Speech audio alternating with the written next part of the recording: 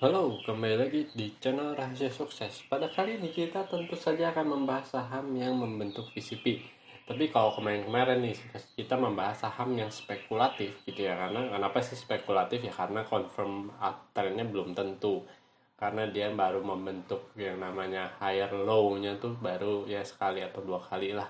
Seperti itu gitu ya, mantulnya baru dikit gitu. Jadi itu adalah tanda-tanda reversal. Tapi ketika reversal itu terjadi, belum tentu reversal itu menjadi yang namanya uptrend terlebih dahulu, tapi mungkin aja sideways gitu. Jadi ada spekulasinya dikit, tapi tentu saja spekulasi tersebut selalu diikuti dengan risk reward yang lebih dari 1:2 gitu. Karena ketika kurang dari 1:2 itu ya nggak terlalu menarik buat diikuti gitu ya, karena resikonya gede gitu.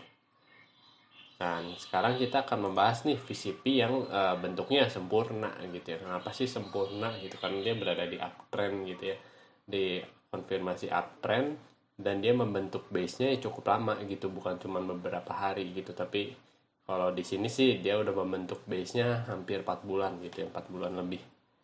Dan kita akan melihat, dan sahamnya adalah saham ini ya, Bevin. Nah, Bevin ini adalah salah satu saham yang masuk ke ekosistemnya si Gojek Tokopedia gitu ya. Dan ini cukup menarik ya, seperti biasa kita akan gambar trendline weekly. Kita kasih ini detail.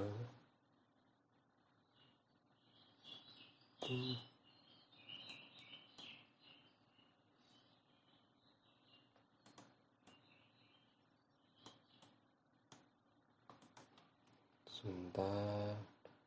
Up. Oh, seperti inilah. Ini kan agak jauh sih gitu ya. Even ininya pun nggak bisa digambar sih ya. Karena mencari garisnya ya cukup susah gitu ya. Nggak ada trendline yang benar-benar terlihat. Nih, kalau misalnya kita gambar trendline di sini ya,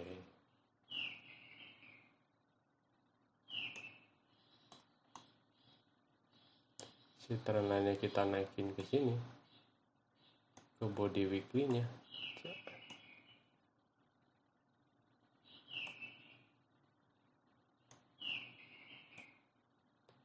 Ya, ini juga mungkin sih ya, gitu. Cuman biasa kalau weekly itu si tailnya penting, tailnya adalah salah satu yang penting di daily.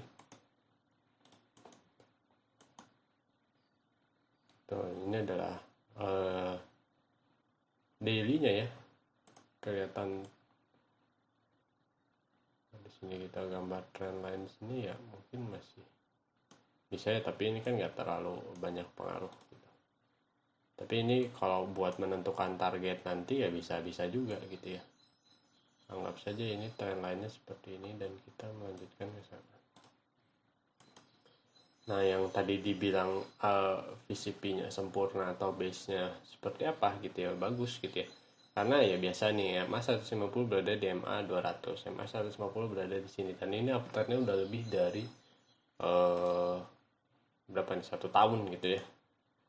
Dan ini merupakan base ke-4. Nah, ini misalnya gini, ini naik, ini base 1, base 2, ini base 3, ini base ke-4. Biasanya masih oke lah base keempat gitu ya. Kalau base nya udah 5 ke atas, biasanya itu akan ada cenderung untuk sideways, dan ini sangat-sangat terlihat gitu ya. Nah, ini adalah garis resistannya, dan ini kelihatan ada VCP ya. Dan di sini gitu ya, diharapkan dia mungkin akan mantul lagi sekali gitu. Tapi kita bisa lihat VCP ini pun terjadi di saat sebelum kenaikannya ya. Nah, kamu mungkin bisa melihat si VCP-nya di sini.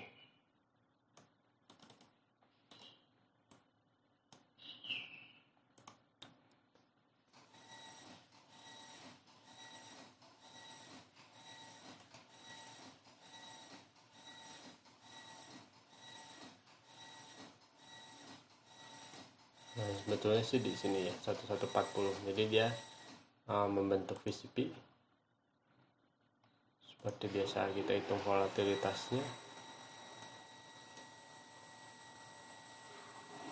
Jadi titik belinya sebetulnya ada dua ya, antara di sini atau di sini gitu. Tapi di sini juga untuk mengkonfirmasi Karena sebetulnya pada saat di sini tuh dia VCP-nya sempat membesar ya dibandingkan dengan yang di sini.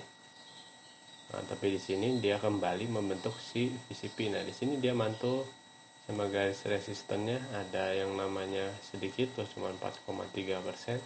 Ketika break di sini sempat squat lalu naik seperti itu. Nah, ini kan 4% nih.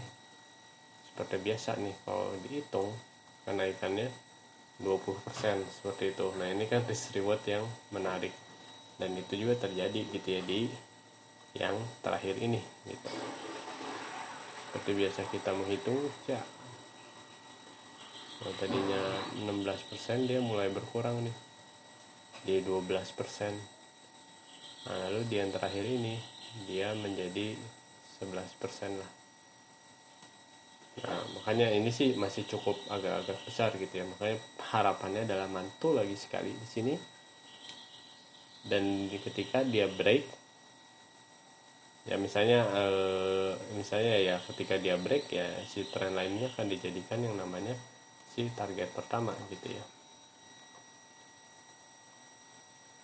Nah, misalnya seperti itu. Nah, makanya kita harus mencari resiko setidaknya 6% atau kurang lah gitu. Atau misalnya kalaupun base-nya lebih lama, kita bisa menargetkan lebih tinggi dari si trend line ini gitu. Ya mungkin ini saham yang masuk ke watchlist gitu ya, walaupun memang harus nunggu beberapa saat untuk menemukan titik point entry point yang benar gitu ya, karena McMinerv ini adalah specific entry point analysis gitu. Jadi analisisnya tuh harus cukup sabar sampai ada titik spesifik itu barulah kita beli, dan break ya, maksudnya break dari garis resistennya barulah kita bisa membeli. Oke, sampai di sini dulu video ini. Jangan lupa like atau komen jika ada yang kalian tanyakan, share dan diskusikan dengan teman kalian. Dan yang terpenting tekan tombol subscribe. Sampai bertemu di video selanjutnya. Terima kasih.